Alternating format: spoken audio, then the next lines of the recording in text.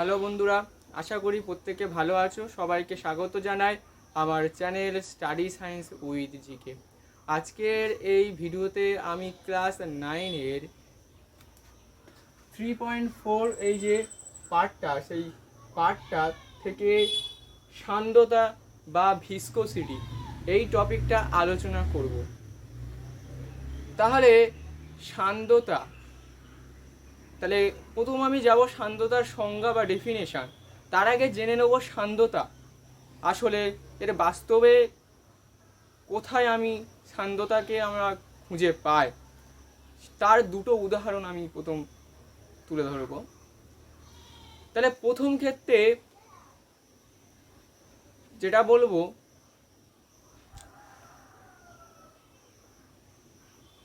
তোমরা প্রত্যেকে জানো যে যখন আকাশ থেকে কোনো জলের ফোঁটা ভূপৃষ্ঠে পতিত হয়, ঠিক আছে, তখন কি হচ্ছে না, ওটার আমরা জানি উপর থেকে কোনো বস্তুকে যদি ফেলে দেওয়া হয় তাহলে পৃথিবীর মাধ্যাকর্ষণ শক্তির প্রভাবে ওই বস্তুটার বেগ ক্রমাগত বাড়তে থাকবে। তাহলে বেগ বাড়তে বাড়তে যখন সেটা ভূপৃষ্ঠে পতিত হবে তাহলে অবশ্যই তার বেগটা প্রচণ্ড থাকবে এবং এতটা বেগ থাকবে সেই জলের ফোঁটা যে কারোর মাথায় পড়লে সেটা কি হবে, মাথাটা কিন্তু ক্ষতিগ্রস্ত হবে। কিন্তু সেটা হয় না। কেন হয় না? তার কারণ ওই বৃষ্টির ফোঁটাটা যখন বাতাসের মধ্যে দিয়ে আসে তখন সেক্ষেত্রে কি হচ্ছে না, একটা বল, বৃষ্টির ফোঁটার বেগ যেহেতু নিচের দিকে, একটা বল আছে, সেই বলটা হলো সান্দ্র বল। সেটা কি হচ্ছে, বৃষ্টির ফোঁটাকে উপরের দিকে একটা বল প্রয়োগ করে, তাহলে বৃষ্টির ফোঁটার বেগ কমে যায়। বৃষ্টির ফোঁটার বেগ কমে যাওয়ার ফলে ওটা কম বেগে ভূপৃষ্ঠে পতিত হয় এবং মানুষের মাথায় পড়লে সেটা আমরা কি হচ্ছে, কেউ ক্ষতিগ্রস্ত হয়। দ্বিতীয় যে উদাহরণটা জানবো সেটা হলো বিমান থেকে যখন কোনো ব্যক্তি প্যারাশুটে করে নিচে নামছে, তাহলে সে প্যারাশুট থেকে নামা মাত্র মাটিতে, আমরা যেহেতু জানি কোনো বস্তু বাতাসের মধ্যে দিয়ে পড়লে সেটা কি হবে, তার বেগ বাড়তে থাকে।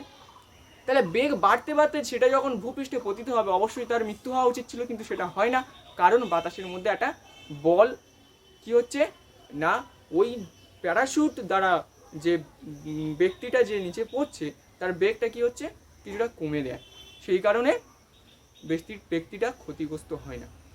সেই বলটা হলো সান্দ্র বল। তাহলে এখন যেটা জানবো সান্দ্র বল তার সংজ্ঞাটা কি হচ্ছে, তাহলে চলো। তাহলে বোর্ডে যেটা লেখা আছে যে কোনো প্রবাহমান প্রবাহীর দুটি পাশাপাশি স্তরের মধ্যে এটা কি হচ্ছে না, বেগের পার্থক্য থাকলে প্রবাহী ওই প্রবাহী দুই স্তরের আপেক্ষিক বেগ কমাতে চায়। অর্থাৎ মন্তর স্তর দ্রুত স্তরের বেগ বাড়াতে চায় এবং দ্রুততর যে স্তর আছে সেটা মন্তর স্তরের বেগ বাড়াতে চায়। প্রবাহীর এই ধর্মকে আমরা বলছি সান্দ্রতা। তাহলে সান্দ্রতা একটা ধর্ম যেটা প্রবাহীর মধ্যে কাজ করে। প্রবাহী বলতে কোনগুলো, জল হতে পারে, বাতাস হতে পারে, ঠিক আছে।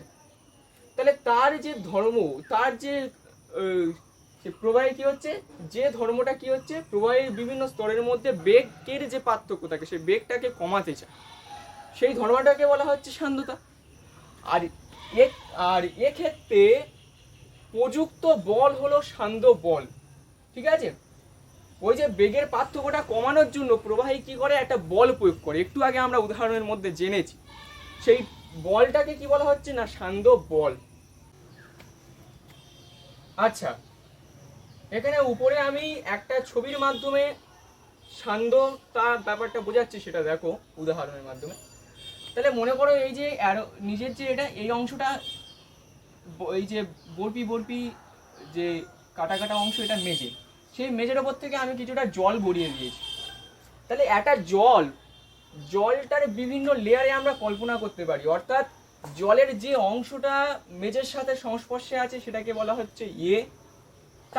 তার যদি একটু উপরে আমরা একটা স্তর নিই, ঠিক আছে, সেটা বি, বি এর উপরে সি এবং যথারীতি ই, এভাবে। তাহলে জলটাকে যদি আমি কতগুলো লেয়ারে কল্পনা করি, সব থেকে নিচের লেয়ার বা স্তর, এই যে সব থেকে নিচের লেয়ার বা স্তর কি হচ্ছে, এ স্তরটা, এটা কি হচ্ছে না, এটা মেঝের একেবারে কাছে আছে। তাহলে আমরা জানি কোনো বস্তু যখন কোনো একটা তলের ওপর থেকে যখন কোনো বস্তুকে আমরা কি করি, গতি মানে তাকে আমি গতিশীল করতে যাই, তখন তলটা কি হচ্ছে না, গতির বিরুদ্ধে একটা বল ক্রিয়া করে। তাহলে যেহেতু এ স্তরটা মেঝের একেবারে সংস্পর্শে আছে, তাহলে এটা বেশি বল প্রযুক্ত হবে, অর্থাৎ মেঝে এদিকে কি করবে, তরলের বেগের একটা উল্টো দিকে এটা বেশি বল প্রযুক্ত হবে। তরলের বেগ যদি এরকম ছোট হয় তাহলে এটা বেশি বল প্রয়োগ করবে, তাহলে এই অংশের বেগটা কি হবে না, কম হবে। সেই জন্য করে দেখো যে এই অ্যারোটা, তাহলে এর ওপরের যে স্তরটা আছে সেটা যেহেতু মেঝে থেকে কিছুটা দূরে রয়েছে, তাহলে তার ক্ষেত্রে ঘর্ষণ বলটা কম হবে, অর্থাৎ এই স্তরে বি স্তরের বেগটা বেশি হবে। একইভাবে মেঝে থেকে যত উপরের দিকে স্তরে যাওয়া যাবে সেই স্তরের বেগটা বেশি হবে, অর্থাৎ কি হচ্ছে না, এ গ্রেটার দেন বি, ওকে, সরি, কি হচ্ছে না, সব থেকে বেগ বেশি হচ্ছে ইটা যেহেতু উপরে আছে, E greater than D greater than C greater than B greater than A, okay. তাহলে এই যে বিভিন্ন স্তরের মধ্যে বেগের পার্থক্য আমরা দেখতে পাচ্ছি, এই যে বেগের পার্থক্য রয়েছে দুটো স্তরের মধ্যে, যদি আমরা ধরি যে বি আর এর মধ্যে, তাহলে এর স্তরের বেগটা কম কারণ অ্যারোটা পিছনের দিকে আছে, বি স্তরের বেগটা বেশি কারণ অ্যারোটা সামনের দিকে আছে। তাহলে তরল কি করবে, এই বেগটাকে সমান করার জন্য, ইকুয়াল করার জন্য, অর্থাৎ এ আর বি এর বেগ সমান করার জন্য কি করবে, এদের দুজনের মধ্যে যে বেগের পার্থক্য রয়েছে সেই বেগের পার্থক্যটা কমানোর জন্য কি করবে, তরল একটা বল প্রযুক্ত করবে। আর এই বলটাকে আমরা বলবো সান্দ্রতা বল, সান্দ্র বল। আর যে ধর্মের জন্য এই বলটা প্রয়োগ করবে সেটাকে বলা হবে কি না, সান্দ্রতা। তাহলে আশা করি সান্দ্রতা এবং সান্দ্র বল দুটো ব্যাপার ক্লিয়ার করা গেল।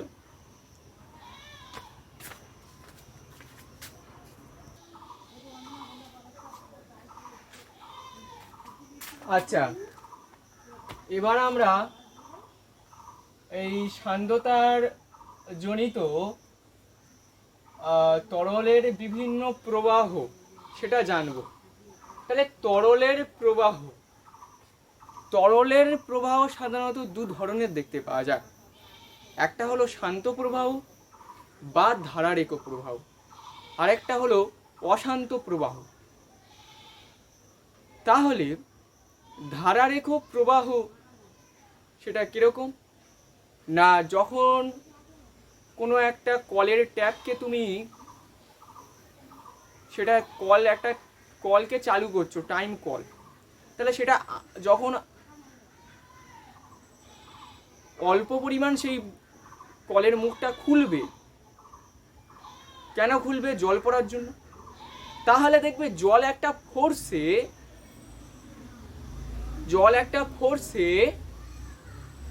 কি হবে না, সোজাসুজিভাবে পড়বে।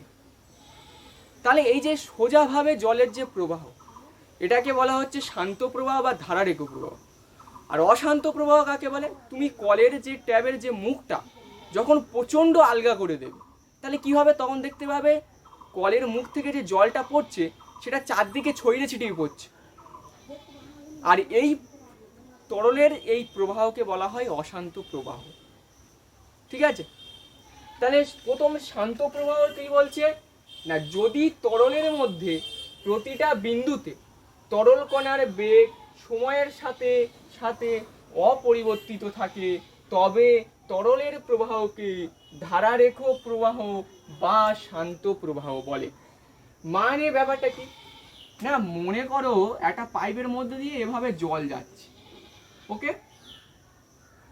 তাহলে জলটা দেখো একটা স্ট্রেট লাইনে যাচ্ছে, ওকে, একটা স্ট্রেট লাইনে যাচ্ছে, সোজাসুজি প্রবাহিত। তাহলে এটা কি হচ্ছে না ধারারেখ প্রবাহ বা শান্ত প্রবাহ। আর বলছে তরলের মধ্যে প্রতিটা বিন্দুতে তরলের বেগ সবসময় কি হচ্ছে না সমান থাকছে, সময় বিভিন্ন সময়। তাহলে মনে করো আমি প্রথমে এই স্তরটা নিলাম, উপরের স্তরটা।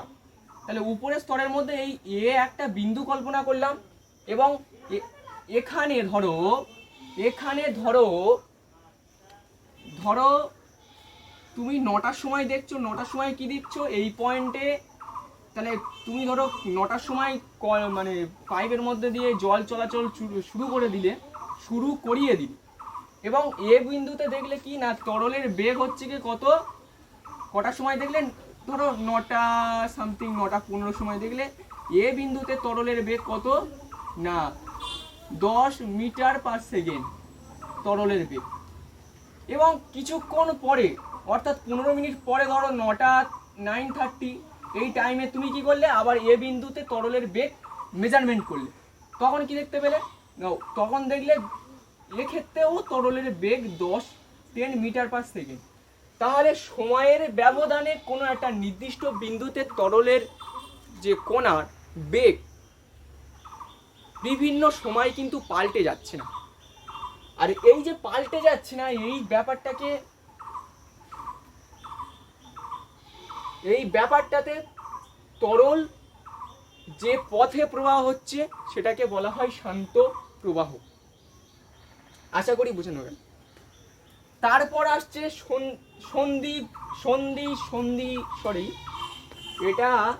তারপর আসছে সন্ধি বেগ, ওকে,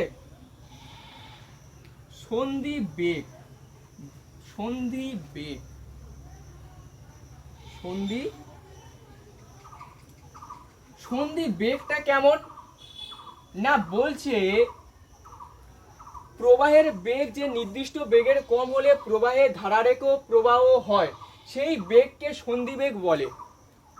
তাহলে কি বলছে না ধারারেখ বা শান্ত প্রবাহ হতে গেলে সবসময় একটা নির্দিষ্ট বেগের মধ্যে সেই প্রবাহটাকে সীমাবদ্ধ থাকতে হবে, ঠিক আছে।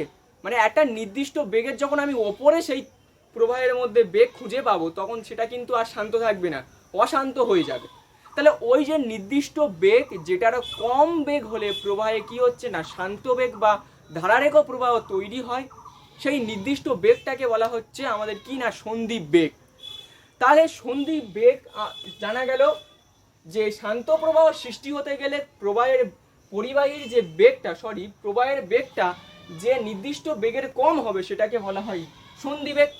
এবং এর থেকে আমরা কি পাচ্ছি না অশান্ত প্রবাহ আমরা তাহলে এর থেকে পেয়ে যাব শান্ত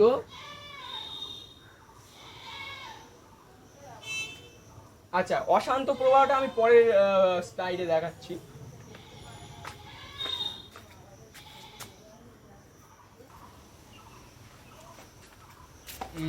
আচ্ছা যেটা আমরা এর আগের স্লাইডে জেনেছি শান্ত প্রবাহ বা ধারারেখ প্রবাহ এবং সন্ধি বেগ।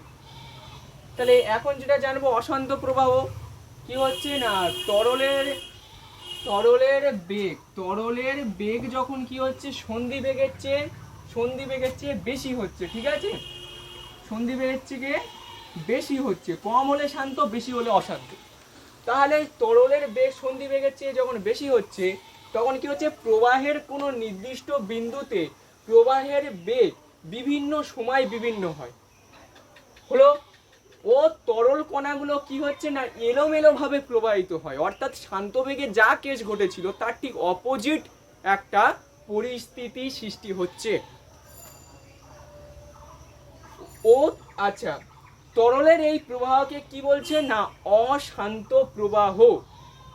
মানে মনে করো এই একটা পাইপের মধ্যে দিয়ে জল যাচ্ছে, সেই জলে কি হচ্ছে জলের বেগ হচ্ছে সন্ধি বেগের চেয়ে বেশি হচ্ছে, মানে জলের মধ্যে অশান্ত প্রবাহ হচ্ছে।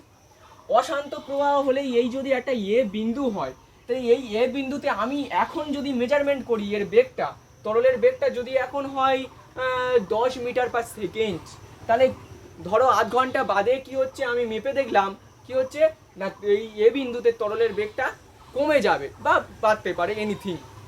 তাহলে কি হচ্ছে না বেগ কিন্তু বিভিন্ন সময় বদলে যাচ্ছে, আর এই বেগটাকে কি বলা হচ্ছে না অশান্ত বেগ।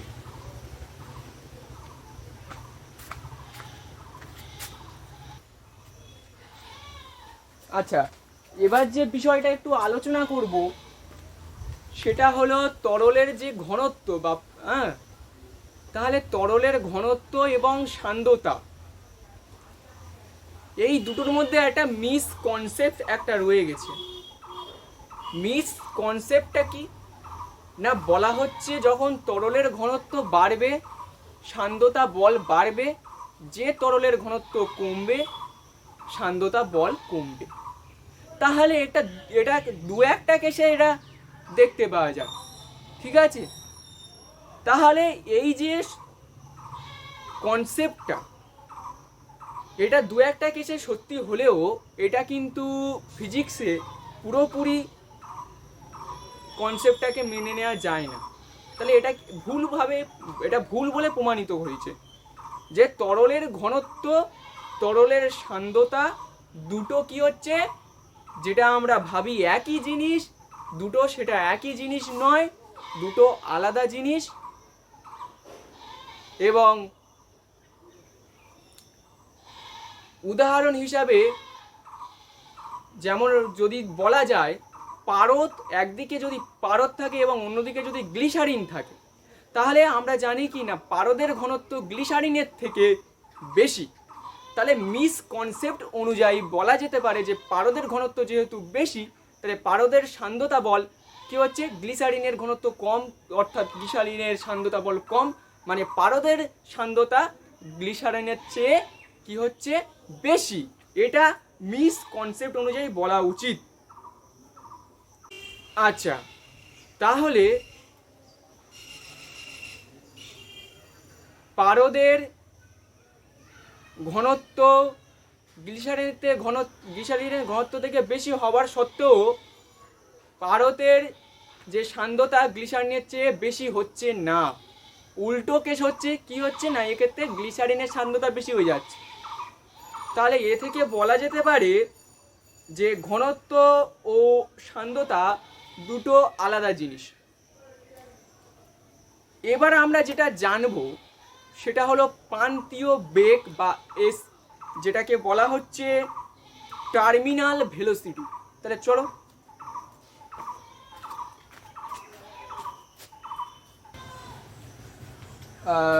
আচ্ছা, আজকের এই ভিডিওর যে শেষ যে টপিকটা আলোচনা করে এই ভিডিওটা শেষ করব, হ্যাঁ, যে সান্দ্রতার টপিক থেকে শেষ যে আলোচনা, সেই আলোচনার মধ্যে থাকছে প্রান্তীয় বেগ বা যেটা ইংলিশ টার্ম কি হচ্ছে টার্মিনাল ভেলোসিটি।